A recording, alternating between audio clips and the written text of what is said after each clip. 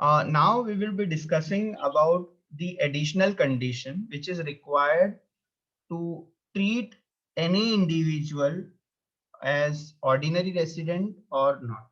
Okay, the person is ordinary resident or not, it will be decided on the basis of section 6 subsection 6. ठीक है, so अगर आपका बंदा non resident है तो क्वेश्चन वहां पे एंड हो जाता है बेटा.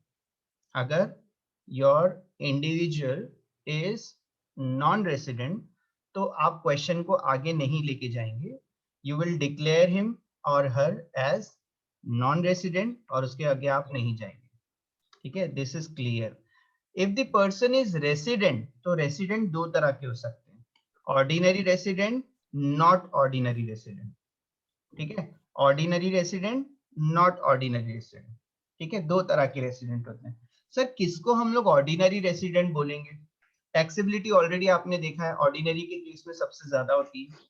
ठीक है, उससे कम नॉट ऑर्डिनरी के केस में होती है और नॉन रेसिडेंट के केस में बहुत कम होती है ना. So now we are going to discuss इसका वाघमारे निकिता. अक्सा नहीं, अक्सा का आवाज नहीं आ रहा है, इसका आ रहा है. ठीक है, ओके, तो मैंने म्यूट कर दिया.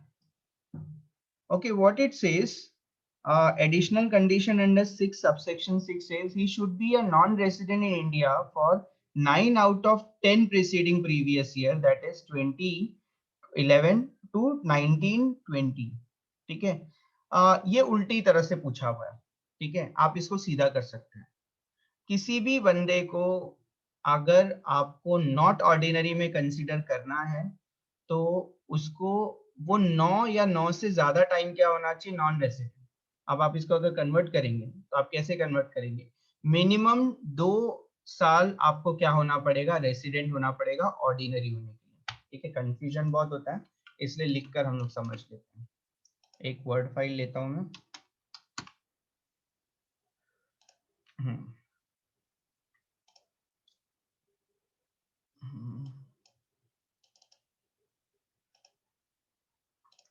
ओके, सो सबसे टॉप पे है हमारे पास इंडिविजुअल की कैटेगरी में एक बॉक्स इंसर्ट करते हैं और यहाँ पे लेते हैं इंडिविजुअल को.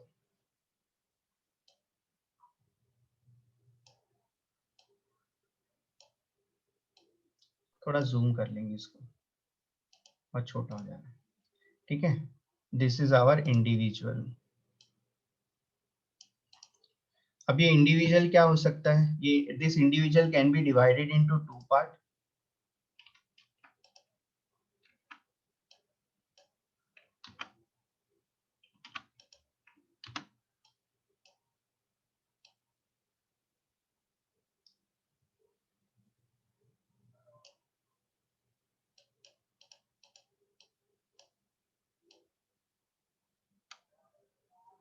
ठीक, कौन से 2 पार्ट में डिवाइड हो सकता है?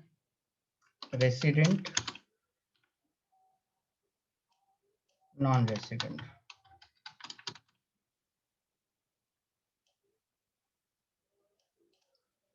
ठीक है, ये हमने ऑलरेडी सीख लिया कि वो रेसिडेंट कब होता है, वो नॉन रेसिडेंट कब होता है. 182 डेज हो गया तो रेसिडेंट हो जाएगा. अगर वो फॉरेन है तो फॉरेनर है तो 60 और 365 भी चेक करेंगे रेसिडेंट करने के लिए उसको.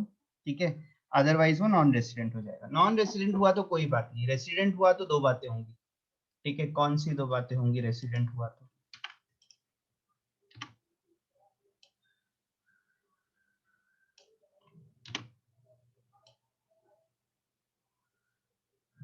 वो 2 तरह का रेसिडेंट हो सकता है.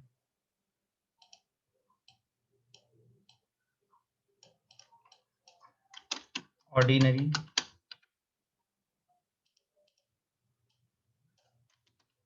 Not ordinary.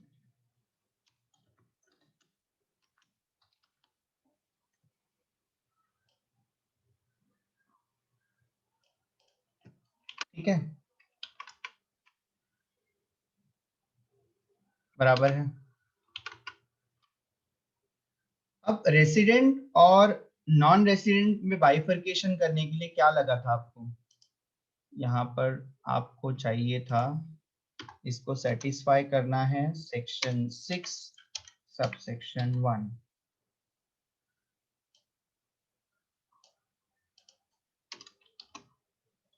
ठीक है, दैट मीन्स 182 डेज, या क्यों नहीं रहा, नो, ठीक है, सेक्शन 6 सबसेक्शन 1 करना था। अब अगर उसको ऑर्डिनरी होना है तो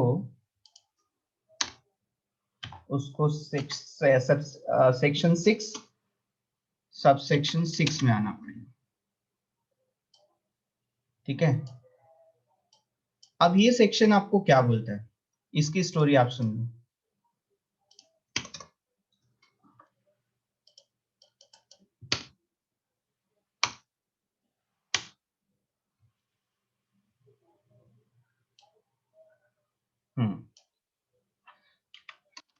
This section says the individual should be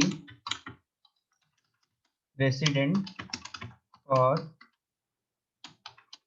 minimum 2 years.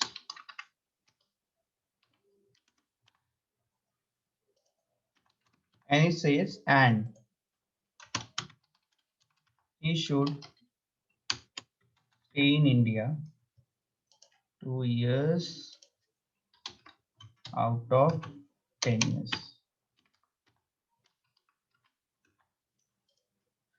He should stay in India for 730 days or more during 7 years preceding the previous year.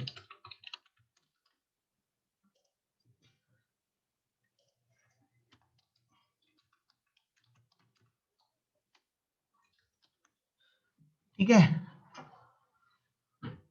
Okay, अब इसको थोड़ा सा इलेबोरेट करेंगे कि क्या मीनिंग होता है ये दोनों चीजों का। ये तो आप समझ गए होंगे कि लास्ट 7 ईयर्स का डेटा आपको लेना है, प्रीवियस ईयर से पहले का, प्रीवियस ईयर से पहले के, प्रीसीडिंग द प्रीवियस ईयर के पहले के 7 ईयर्स का डेटा आपको लेना है, चेक करना है कि 730 डेज वो इंडिया में था या नहीं, और अगर था तो वो आप चेक करेंगे कि मिनिमम 2 बार वो कभी रेसिडेंट हो रहा है क्या। रेसिडेंट होने के लिए आप पहली वाली कंडीशन अप्लाई करके देखो वो कितनी बार 182 रहा है, आपको उससे पता चल जाएगा। ठीक है, तो ये दो चीज है उसमें, 2 मिनट।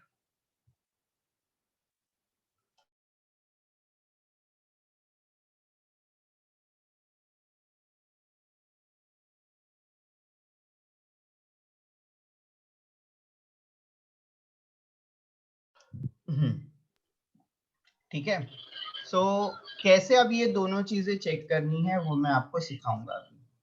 ये दो चीजें आपने पढ़ ली, 7 ईयर्स में 730 डेज रहना है उसको, प्रीवियस ईयर से पहले 7 ईयर्स में 730 डेज रहना है, और मिनिमम 2 टाइम्स उसको रेसिडेंट होना पड़ेगा। ठीक है, और रेसिडेंट होने का मतलब क्या है, उसको 6-1 सेटिस्फाई करना पड़ेगा। ठीक है, नाउ सी, एक क्वेश्चन मैंने आपको भेजा है, वो क्वेश्चन की हम लोग क्या करेंगे, हम प्रैक्टिस करेंगे।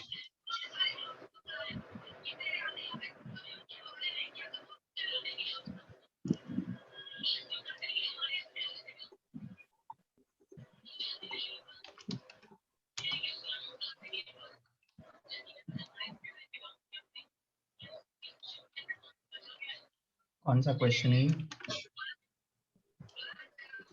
330। किसने तो अपने आप को म्यूट किया हुआ है, अनम्यूट कर लो बेटा, सॉरी अनम्यूट किया हुआ है, म्यूट कर लो।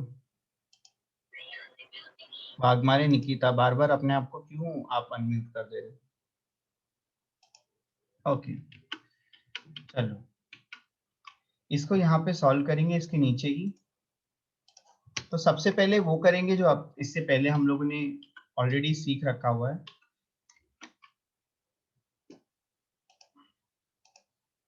मैं क्वेश्चन निकाल लूं पहले।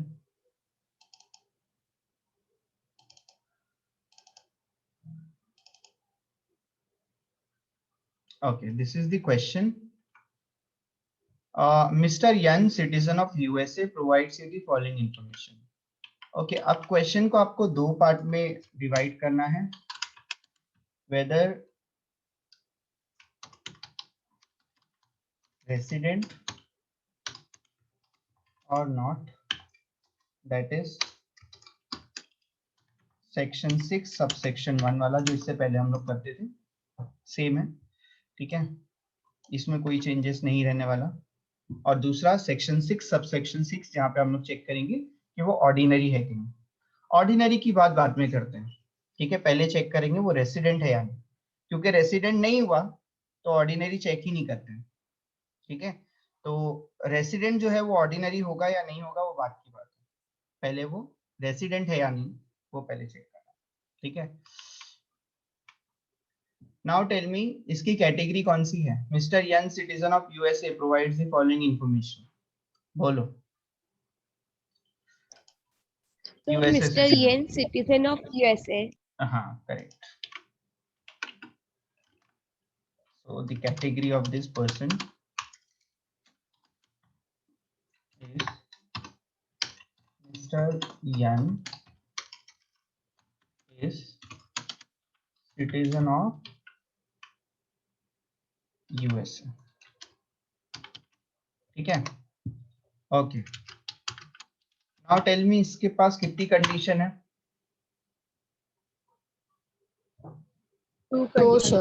दोनों भी है.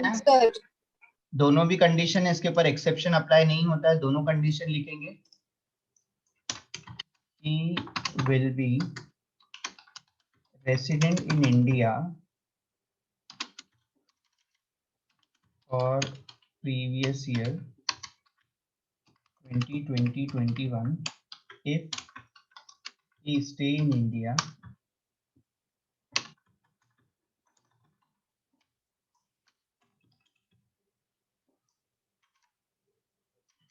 if he, ये दो कंडीशन है, तो if he satisfy the following, any of the two condition.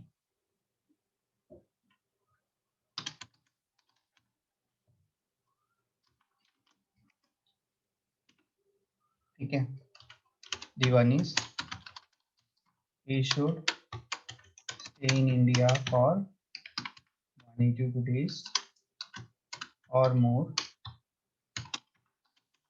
during previous year. Or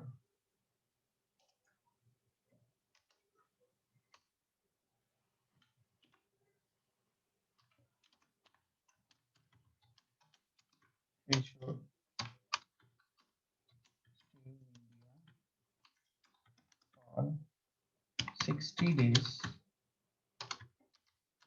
or more during previous year and 365 days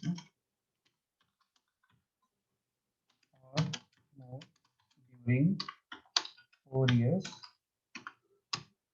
preceding the previous year. ठीक है.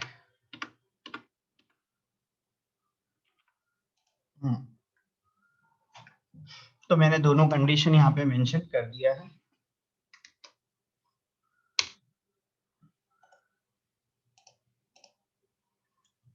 तो we have completed category, we have completed condition. What is next? Computation or calculation. Computation की spelling मैंने wrong लिखा है.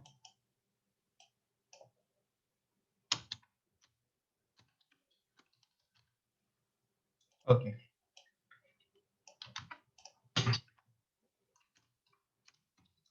he was in India. इसके computation में पहला पार्ट है कि प्रीवियस ईयर में कितना था. चेक करो वो प्रीवियस ईयर में कितना था. प्रीवियस ईयर कौन सा है आपका?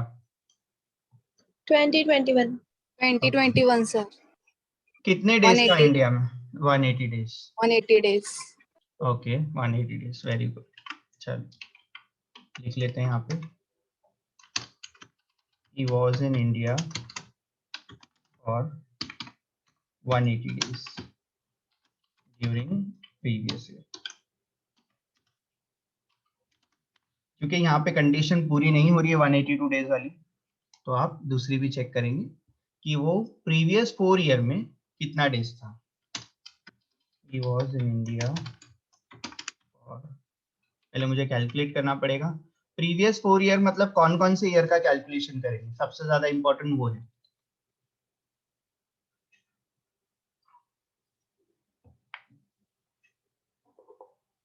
बोलो। 19 सर 1920 1920 से, वेरी गुड, 1880 यस यस, और 1617 बराबर। 16 17 सर लास्ट। हाँ वेरी गुड। टोटल करके आप मुझे बताइए कि कितना हो रहा है, 185 प्लस 25 प्लस 122 प्लस 198। सर 530। 530 है, क्रॉस वेरीफाई कर लो बेटा कोई तो भी। 530 डेज, और मैं इसका कैसे आया है वो मैं यहाँ पे मेंशन कर देता हूँ। 185 प्लस 25 प्लस 122 प्लस 198, ठीक है, during 4 years preceding the previous year, ठीक है। Okay, now I want to draw conclusion.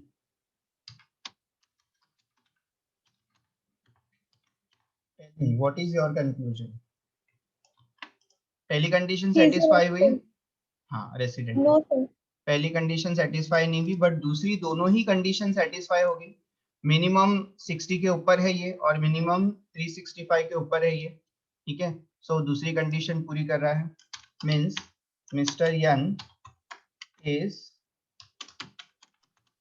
Resident in India, ठीक है। Yes sir. और प्रीवियस ईयर 2021, ठीक है। This is done. नाउ अब रेसिडेंट है तो चेक करना पड़ेगा वेदर, कहाँ से,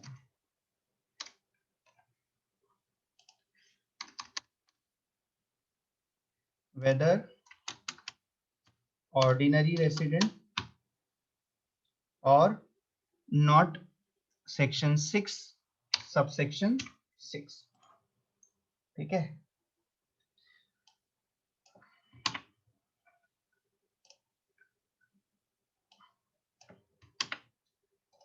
ये क्वेश्चन यहीं पर एंड हो जाता if the person was non resident.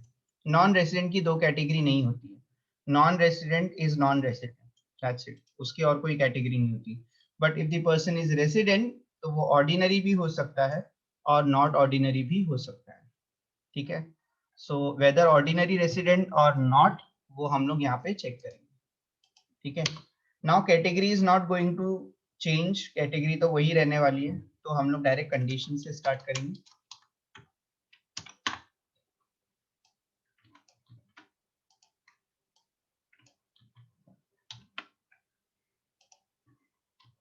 Okay, so कौन सी कंडीशन होगी? He will B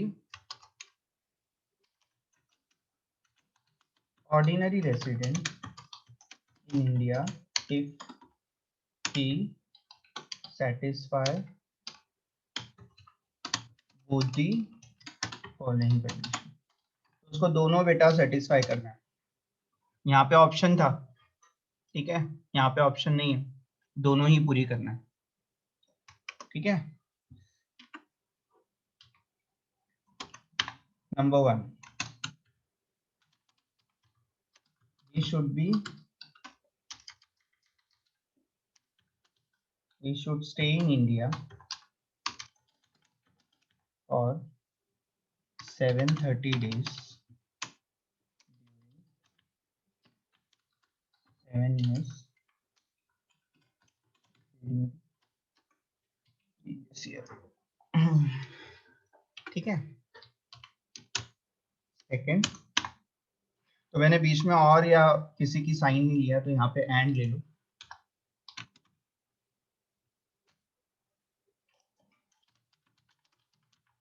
should be resident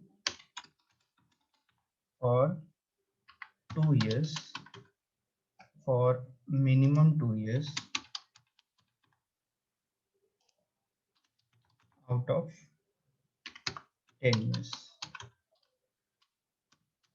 preceding the previous year.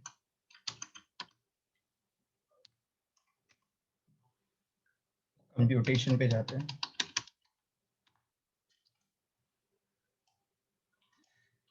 Okay, सो पहला मेरा पॉइंट ये है कि वो कितना डेज था इंडिया में ड्यूरिंग 7 years. सो आपको 7 years का डेटा नहीं दिया है, बट यहाँ पे बोला है prior to 1 April 2014 he did not visit India.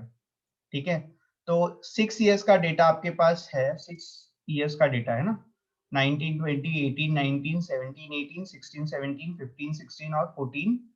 ये 15 है, 14, 15 है, 14, 14 हो गया, बट 14, 15 है.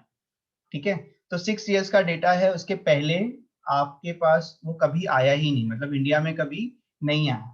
तो अगर आपको पहले का डेटा चाहिए मीन्स 13, 14 का, तो कितना डेज इंडिया में होगा? वो 0 days. ठीक है, 12, 13 में 0 days, 11, 12 में 0 days. इससे पहले वाले ईयर्स में वो 0 days था. ठीक है, आप उसको कंसीडर नहीं करेंगे तो भी चलेगा. अगर आपको ये जानना है कि 7 years का ही डेटा चाहिए, तो प्रीवियस ईयर में जहां का डेटा आपको नहीं है, क्लियरली बोला है he was not in India, तो वो 0 days ही रहा होगा. खैर, जितने ईयर का डेटा आपके पास अवेलेबल है उतने ईयर का डेटा आपको क्या करना है? कलेक्ट करना है और उसको ऐड करके बताना है कि वो 7 years में कितना डेज था. ठीक है, तो आप मुझे बताइए 7 years में वो कितना डेज था. कौन कौन सा ईयर काउंट होगा पहले? तो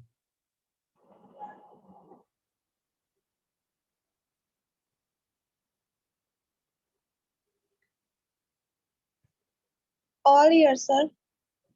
ऑल ईयर्स काउंट हो जाएंगे 1920 से लेकर. याद रखना 2021 किसी भी कैलकुलेशन में नहीं आएगा सिवाय प्रीवियस ईयर की कैलकुलेशन. ठीक है, 1920 से आप स्टार्ट करेंगे और 14, 15 जो है आपके पास लास्ट वो लेंगे.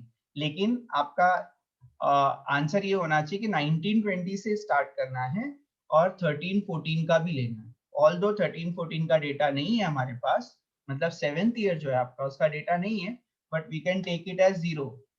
ठीक है, we can take it as 0.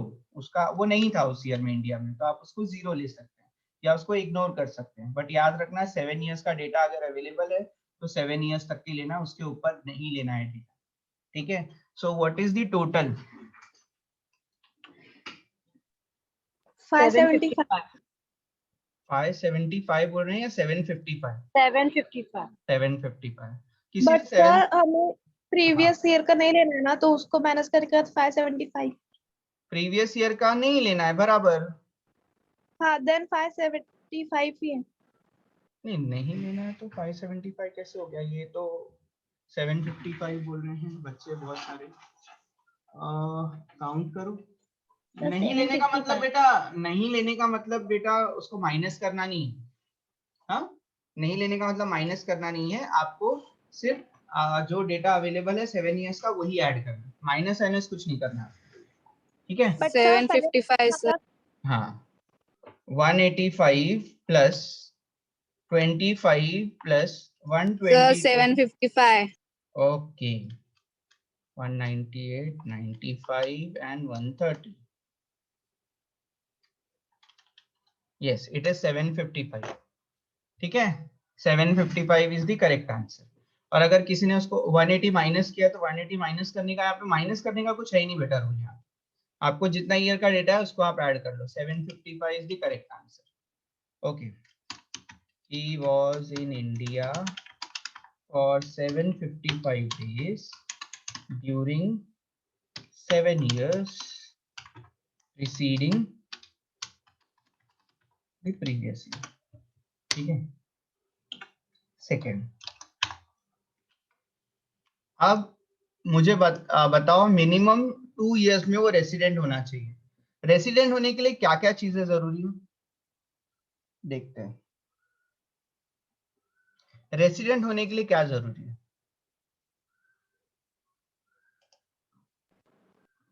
Baby Ajara से 182 डेज रहना है उसको.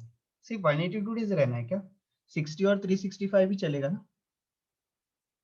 ठीक है, ओके, क्योंकि ये तो सिटीजन ऑफ यूएस है तो इसको दोनों कंडीशन चलेगा, है ना। ओके, नाउ मैं आपको एकदम इजी तरीका बताता हूँ। क्या आपको ये किसी 2 साल में रेसिडेंट दिख रहा है? दूसरी वाली कंडीशन मत देखो, पहली वाली कंडीशन से देखो, 182 के हिसाब से देखो, कौन कौन से ईयर में आपको रेसिडेंट दिख रहा है? वो 1920, 16, 17. 1920 में वो 185 डेज रहा है, मतलब अबव 182 डेज वो रेसिडेंट है उस ईयर में, और 16-17 में वो 198 डेज है, तो भी वहां पे भी वो रेसिडेंट है। अब इसके बाद वो कितना भी ईयर रेसिडेंट हो, मतलब पहली कंडीशन के हिसाब से तो हो गया है 2 बार, ठीक है, तो आपको जरूरी नहीं है कि चेक करना बाकी का कितने साल में वो रेसिडेंट था, मिनिमम 2 इयर्स बोला है ना, तो खत्म हो गया। अब उससे ज्यादा भी हो सकता है, आप 60 वाली कंडीशन अप्लाई करेंगे तो आई थिंक वो 18-19 को छोड़ के बाकी सारे ईयर में होगा, इवन 15-16 को भी छोड़कर, तो उस ईयर में भी नहीं मिलेगा आपको वो रेसिडेंट, लेकिन बाकी सारे ईयर में आपको वो रेसिडेंट मिलेगा, ठीक है। तो खैर हम लोग उस सब में नहीं जाएंगे, हम लोग को एकदम दिख रहा है ऊपर से ही 16-17 में वो 182 डेज के ऊपर था, 19-20 में वो 182 डेज के ऊपर था, मतलब मिनिमम 2 इयर्स आपको चाहिए, 2 इयर्स आपको चाहिए, वो हो गया, खत्म हमारा, और आगे डिटेल में नहीं जाना है, और लिखना भी बहुत टैक्टफुली है आपको, he was resident for minimum 2 years out of 10 years, ठीक है, preceding the previous year, ठीक है, okay, now what is your conclusion?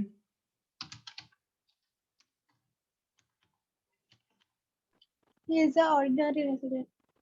Very good. Mr. Yan is resident and ordinary resident,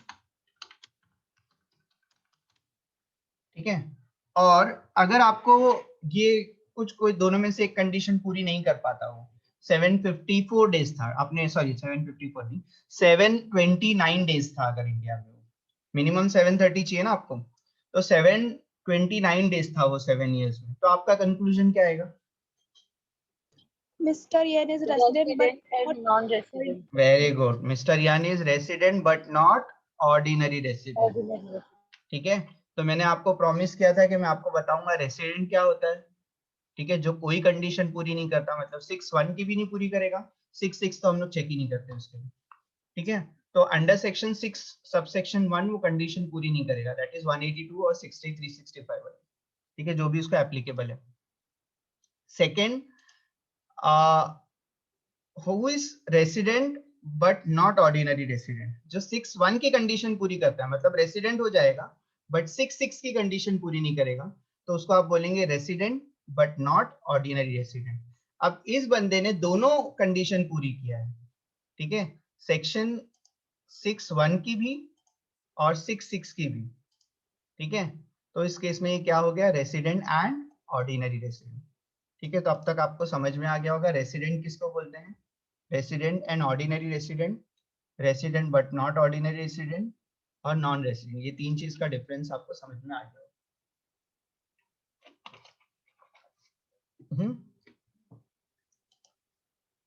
yes sir, good, very good. एक question मैंने और आपको forward किया हुआ है, वी विल चेक, मतलब वो आपके लिए होमवर्क होगा, बट थोड़ा सा डिस्कस करेंगे हम लोग चीजों को लेके, ओके।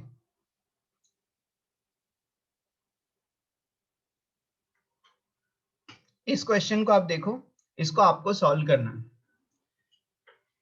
टेल मी कि इसकी कैटेगरी क्या है, professor Rajendra Bhatt, a UK citizen, UK citizen, sir. UK citizen है, is a visiting faculty at JNO University। मैंने एक क्वेश्चन एक बार रीड किया था एक साल में, तो बच्चे ने बोला सर JNO नहीं होता है, JNU होता है, JNU यूनिवर्सिटी होता है, ठीक है, तो मैं बोला ठीक है ना, क्या फर्क पड़ता है, JNO university provides you the following details, ठीक है, ओके। तो सबसे पहला मेरा क्वेश्चन आपने कंप्लीट कर लिया कि प्रोफेसर जो है, professor Rajendra Bhatt is UK citizen. Not from Indian origin लिखना है नहीं लिखना है डजेंट मैटर, क्योंकि नॉट फ्रॉम इंडियन ओरिजिन करके कोई कैटेगरी नहीं। हाँ, अगर इंडियन ओरिजिन होता तो फर्क पड़ता आपको। ठीक है, तो आप सिर्फ इतना लिखो यूके सिटीजन। अब इसके लिए आप कितनी कंडीशन लिखेंगे? 2 conditions. दो सर। दोनों कंडीशन लिखेंगे। Okay, very good. First condition आप मुझे बताओ कि अच्छा, उसकी प्रीवियस ईयर में कितना डेज था वो इंडिया में? 179. 179. 179। खैर ये तो पूरी नहीं हुई।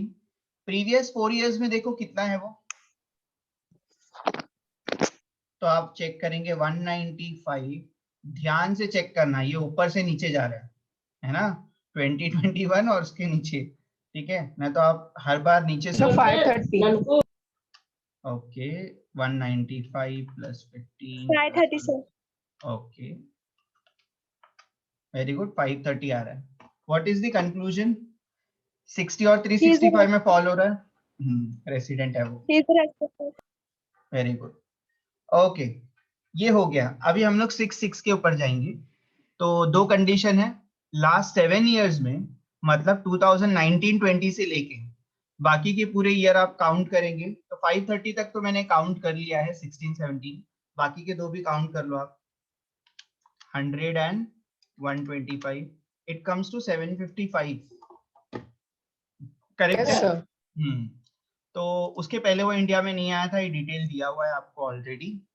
ठीक है, मुझे आपको बताओ 7 इयर्स में 730 डेज था, क्या किसी 2 साल में आपको रेसिडेंट दिख रहा है? Yes sir. कौन कौन से ईयर में? 16-17. 19-20 में और 16-17 में। ठीक है, सेम क्वेश्चन है ना? ठीक है, कर लेंगे आप? Yes sir. Yes sir. Okay, Yes, sir. ठीक है, चलो। We are left with 5 minutes. Attendance हो गया है, मुझे लगता है भेज भी दिया होगा अब तक।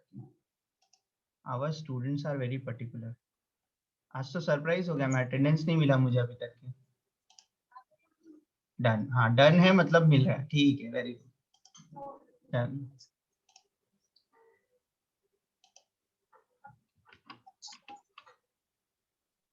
स्टॉप शेयरिंग कर रहा हूँ मैं।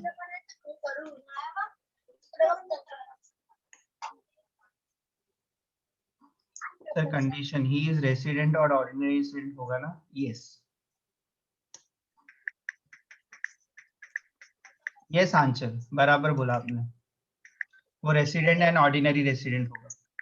Sir please share 1 question answer. अरे हाँ, दो। ये कैसे शेयर करूं बेटा मैं भी आपको? वर्ड फाइल, 2 मिनट, नीचे होता क्यों नहीं है? थोड़ा और छोटा चाहिए ना। ठीक है, ये विजिबल है क्या? भेज दूं? मुझे क्वेश्चन नंबर भी चाहिए इसका, तो यहाँ पे लिखता हूँ मैं।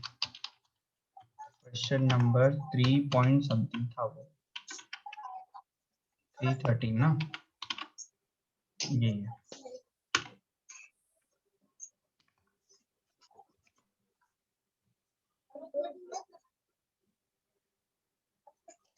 इसको स्निप कर लेता हूँ।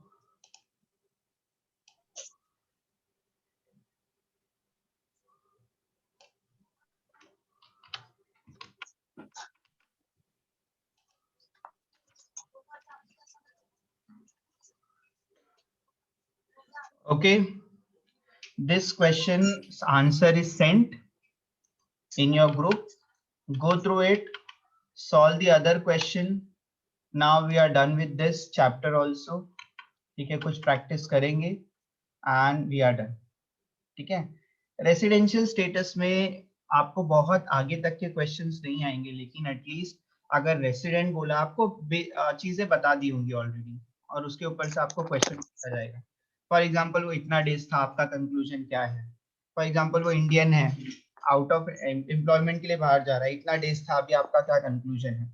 लाइक दैट आप क्या करेंगे? सर आप बताइए, नहीं कुछ तो। ओके,